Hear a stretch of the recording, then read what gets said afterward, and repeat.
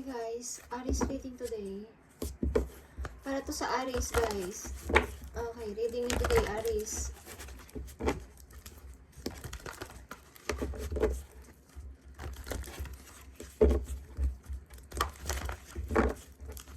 Anong situation nyo ngayon Aries?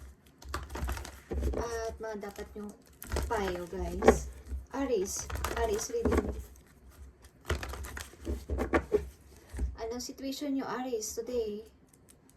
Maging pag-ibig man yun o, situation nyo. Uy, may kumakapit.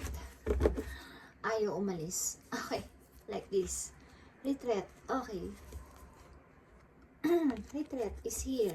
Aries, it's time to disconnect from the world. Retreat is something na may galing sa nakaraan yung person ang gusto ulit makipagkita sa inyo guys. Maaring kayo ay nagkaroon na ng pamilya sa isa't isa at medyo nasa edad na kayo ngayon at gusto nyo ulit ipagpatuloy ang inyong pagmamahalan na naudlot. Okay Aries, tingnan natin ang inyong message today. Tingnan natin.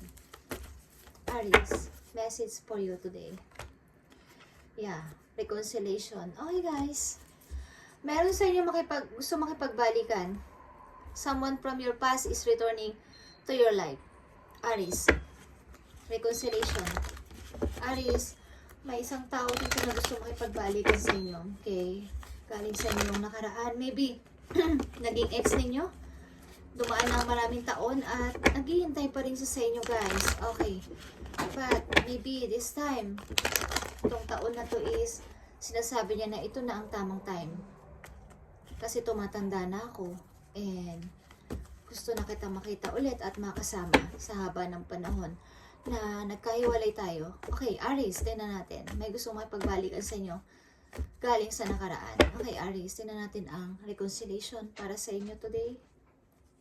Reconciliation para sa mga Aries today. Message for you, Aries. Someone, yeah, gusto kang ayain mag-date ng tao na to guys, Aries. Gusto kang ayain mag-date ng tao na to. You have Ace of Pentacles, Page of Pentacles, and Page of Wands. Okay? May nag-aalok sa iyo guys ng bagong pag-asa. Aries, bagong pasimula. Okay? Want ng person na to na bigyan ka ng offer.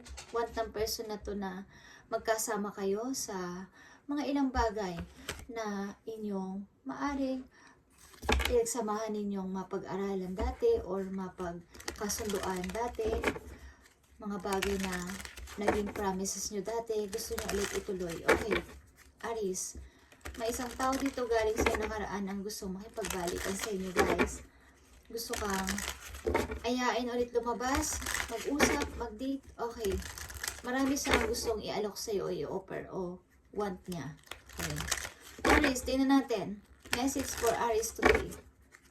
Message for Aries today. Ano ang gusto mong sabihin sa mga Aries tungkol dito sa kanilang situation? Okay, ito ay general reading guys para sa Aries. Open yourself to love. Okay, ilan sa inyo hindi na open ang puso sa pag-ibig? Aries. Okay, but may tao dito na gusto sa inyo mag-offer again. Maybe Aries at hawak-hawak ka niya. Maybe ikaw yung tinuturing niyang parang treasure sa kanyang buhay, Aries. Parang pinaka-treasure ka at marami siyang natututunan mula sa'yo. Okay, Aries, I need message for Aries today sa kanilang situation. Ang aking aso ay hindi mapakali. Okay. Engagement. Okay, guys. Your love life is soon ascending to a higher level of commitment. Maybe, aayain ka ng person na to na ma-engage na kayo, okay? Or aayain ka, magpo-propose ang person na to sa'yo na ng isang magandang offer na kaya magkasama na sa isang bahay, sa isang bubong, or mag-level up ng inyong pag-iibigan. Okay, Aries. At isa pang message for you. Deception. Someone is wearing a mask in this relationship. Something na nagkaroon dito ng hindi pagkakaintindihan. Maaring may third party involved sa inyong naging relation dati, okay? Something na nagkaroon ng third party dito sa inyong relation. At ang person na to is want to come back to you, okay? Para maging maayos ulit ang lahat. Aries, tingnan natin.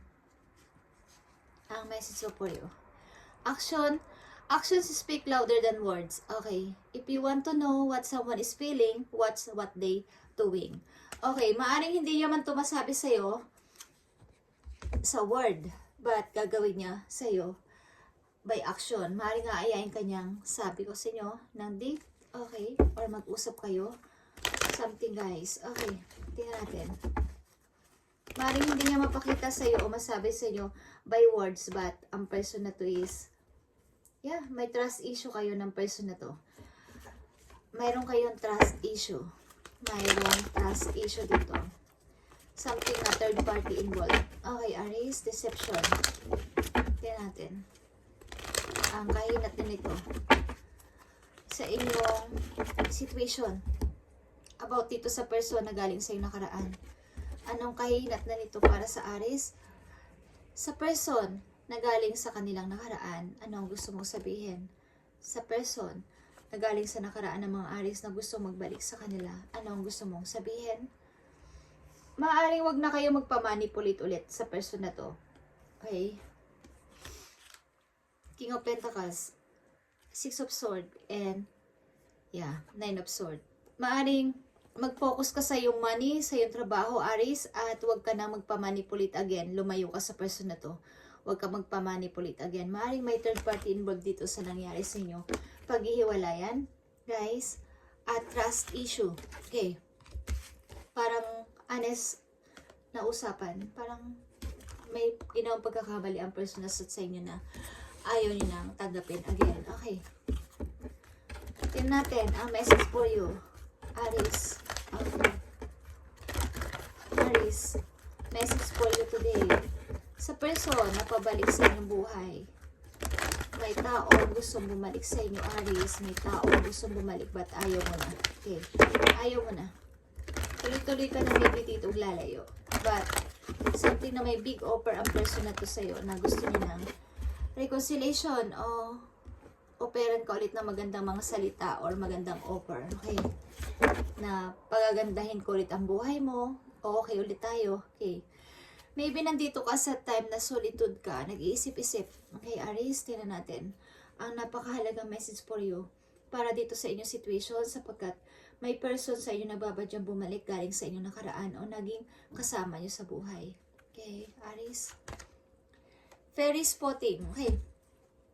It's time to go fairy spotting, Aries. It's said that seeing is believing, but in fact, the opposite is true, believing is seeing. Okay. May kasabihan nga tayo na kapag nakita ko, saka lang ako maniniwala. Pero, parang, hindi nyo pa nakikita, ang gagawin niya o ino-offer niya is, naniniwala na kayo na parang, yeah, wala naman tong kahinatnan. Okay. Parang, hindi na kayo naniniwala sa anumang kanilang mga word o anuman ang kanilang sasabihin. Parang, hindi nyo na pinapaniwalaan. At nandito kayo sa solitude mood or nag-iisip-isip na umiba na ng chapter ng inyong buhay. Okay, o ng inyong parang nalimutan na siya. Okay. May pinagdulot ito sa inyo ng napakahirap. Nine of Swords and Six of Swords. Okay, lumayo kayo dito sa person na to maybe sa pagdudulot sa inyo ng napakahirap na situation and problema. So maybe kayo ay nakapokus sa inyong money and career, trabaho, at pinipilit nyo tong kalimutan at ibaon sa limot. At nagkaroon kayo dito ng matindi talagang paghihirap sa kasama ang person na to, Aries. Yeah. Sobrang sakit ng ulo nyo dito, guys. At nandito ka na sa iyong bagong mundo ngayon. At maaring nakaprepare ka na sa yung bagong mundo, mga katrabaho, mga kasama sa buhay ng mga bagong person. At nagsasaya ka bilang isang ikaw sa ngayon. At maaring, guys, may paparating na bagong lovers o bagong tao sa buhay ninyo, guys. May bagong tao naghihintay sa inyo, guys. Maring Scorpio o Gemini. Gemini o Scorpio na energy, okay? Maaring susundin ang gusto ninyo. Something na maiintindihan ang feelings ninyo. Hindi kayo sasaktan sa inyong emotion, okay? Yung parang hindi man kayo sinasaktan dati sa physical ng taong inyong nakasama is sa inyong emotion, sa inyong mental is sobra kayong nabugbog. Para kayo nabugbog, Aries. Okay. Tingnan natin ang last message for you about dito sa inyong situation na may taong babalik sa inyo. Okay. Maaaring may nagsasabi sa inyo na tingnan mo muna ang effort ng tao na to bago mo siyang husgahan. Pero ang inyong sinasabi is, hindi ko na kailangan tingnan ang effort niya. Okay, alam ko na, kilala ko na siya. Okay. So, may third party involved dito at trust issue kayong kinasasadlakan kaya ayaw niyo sa person na to. Okay. Tingnan natin. Aries, last message for you sa inyong situation. Last message for you. Yeah, forgive and release, Aries.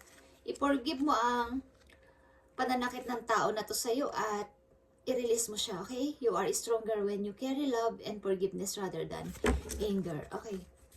So, i-forgive mo na to at i-release. Tingnan natin. To message for you, Aries, dito sa situation ninyo.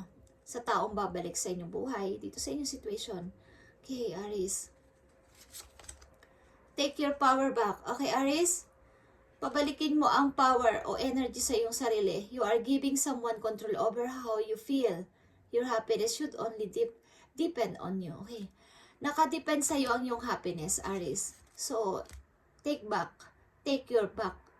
Take power. Okay?